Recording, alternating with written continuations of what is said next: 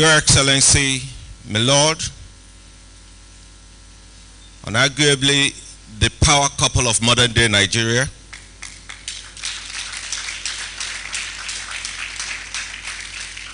Mr. Vice Chancellor, the entirety of the leadership of the Pums University of Medical Sciences and the Teaching Hospital, very esteemed guests in our midst, very distinguished ladies and gentlemen, gentlemen of the press.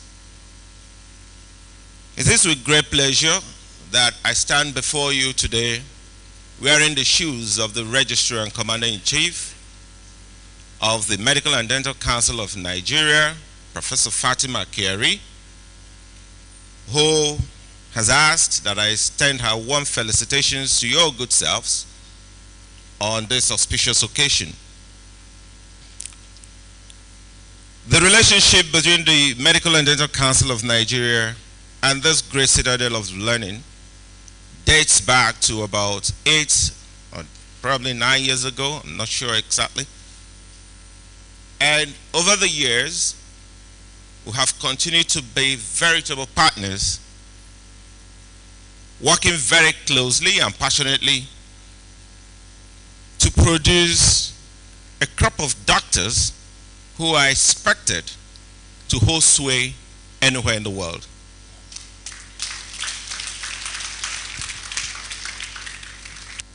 It might interest you to know that Nigeria sits among the Committee of Nations as the foremost medical regulatory authority in the entire sub-Saharan Africa.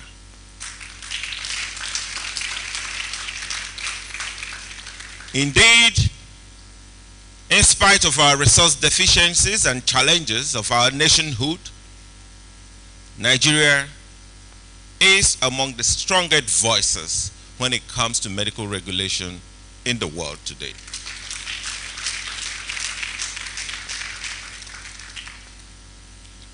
And it is for that reason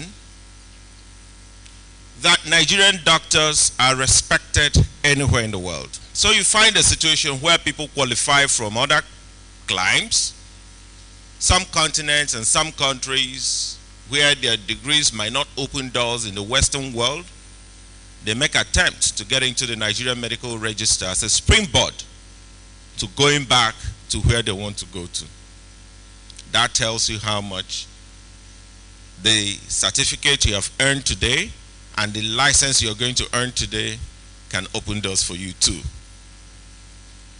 It's important to state that when the mustard seed was planted in this place by no less a person than His Excellency, little did we know that in less than a decade, 3 sets of doctors would have graduated from this institution.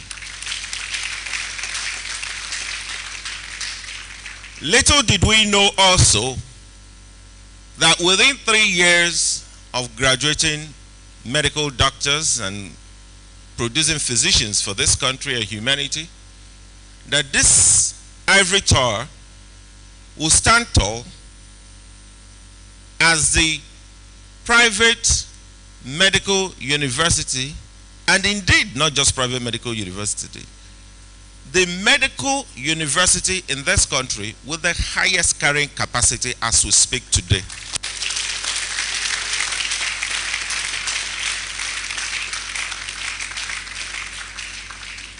And so today, dear inductees, you have become trailblazers, you have become pace-setters, and you have opened doors and windows of opportunity for those who will come after you. And so we say, well done.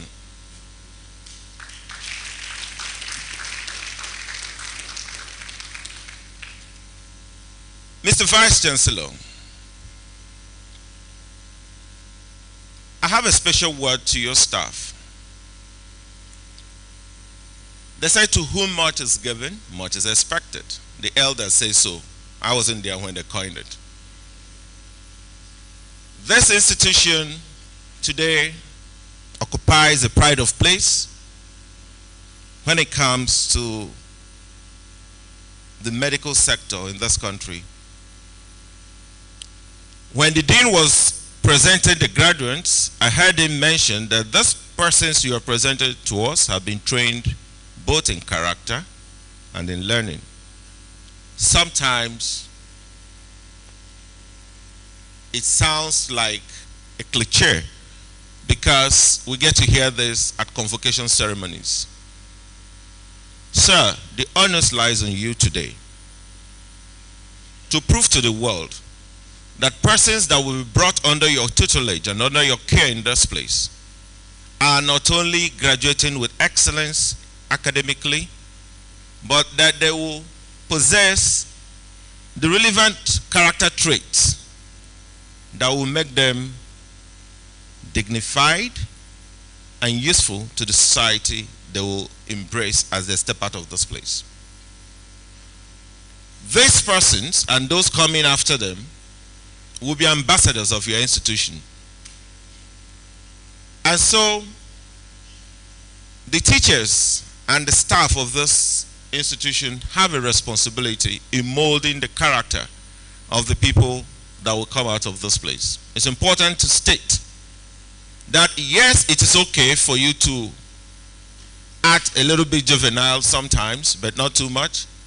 But it's important that you know that everything you will do after today will be judged as to whether it is compatible with the expectations of a medical doctor or not.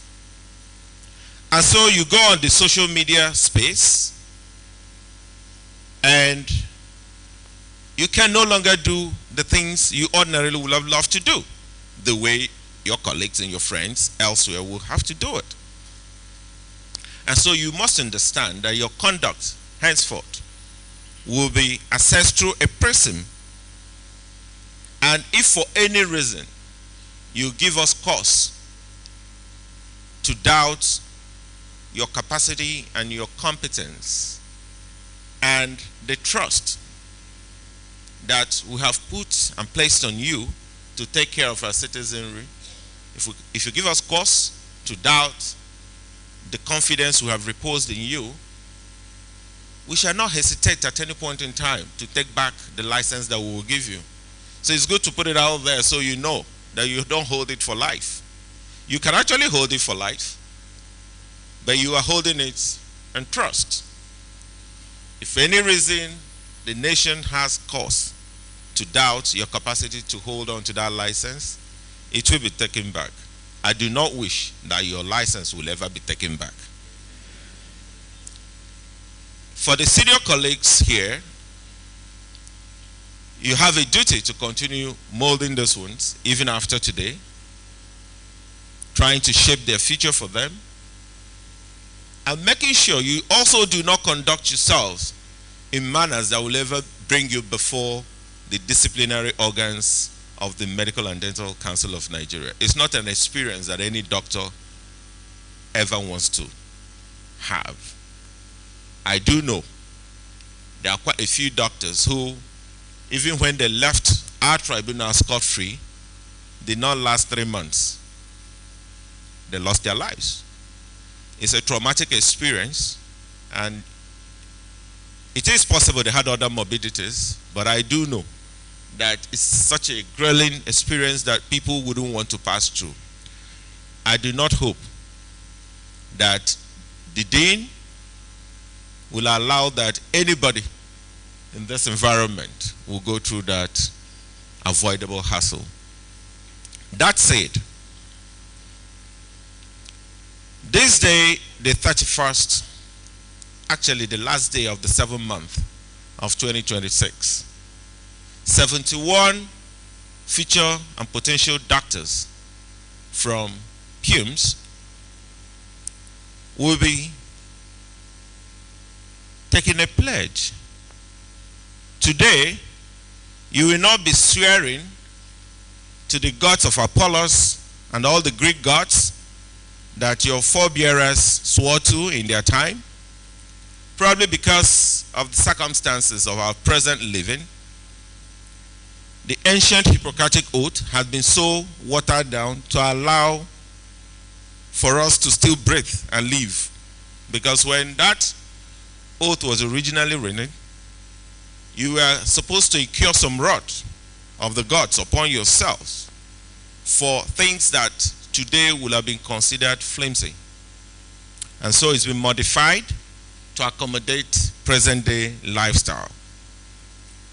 But that does not take away the essence of the oath.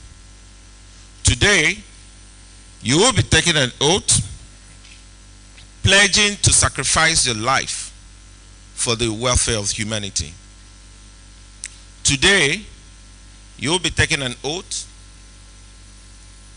surrendering all your personal wants and giving priority to the needs of those around you. Today, you will commit yourself to lifelong learning, which doesn't stop at Pums.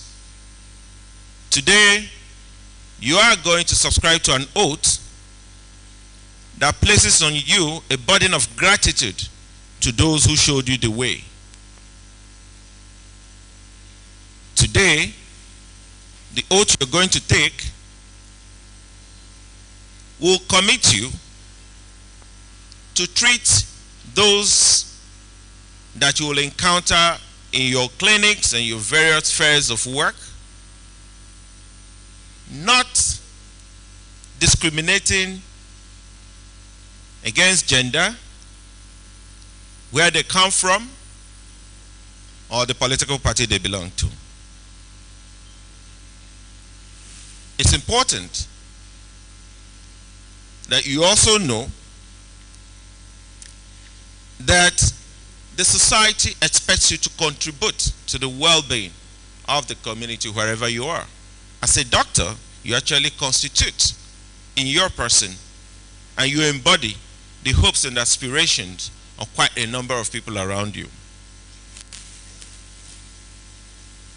As I say this, the idea is not to get you worked up.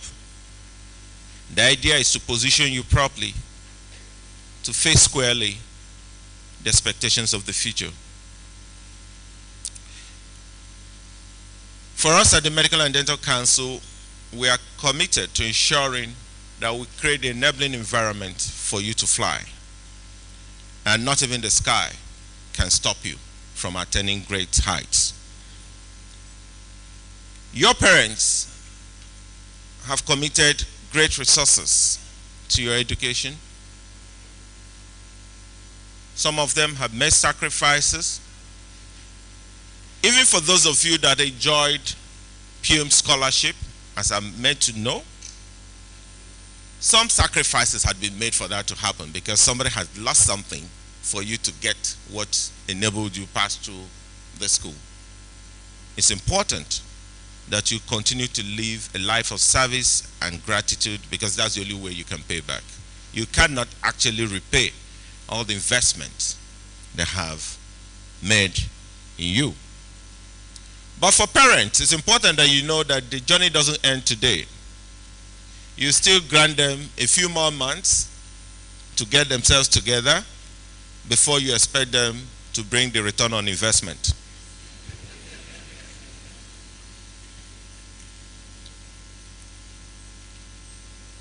The leadership of this institution does not intend to have this ceremony last too long. It is a solemn exercise, and it is a call for you to join the league of persons who have placed humanity over financial gain, persons who have placed service to God and humanity over personal interests. Yes, it is possible that some of you at some point might veer off from day-to-day patient care, but wherever you find yourselves, you will always wear that toga of being a doctor, and people will always expect you to act like one. It's on that note that I therefore ask and crave your indulgence to please stand up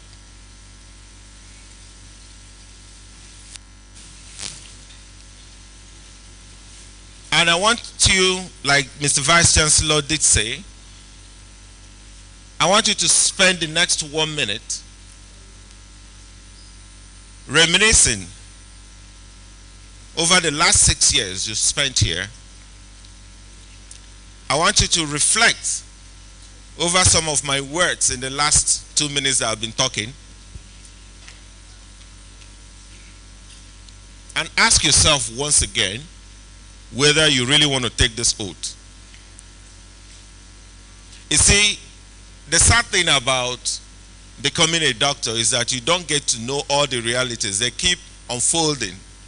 That's why some people think it's like a secret cult, because it keeps unfolding. The mysteries of medicine keeps unfolding by the day.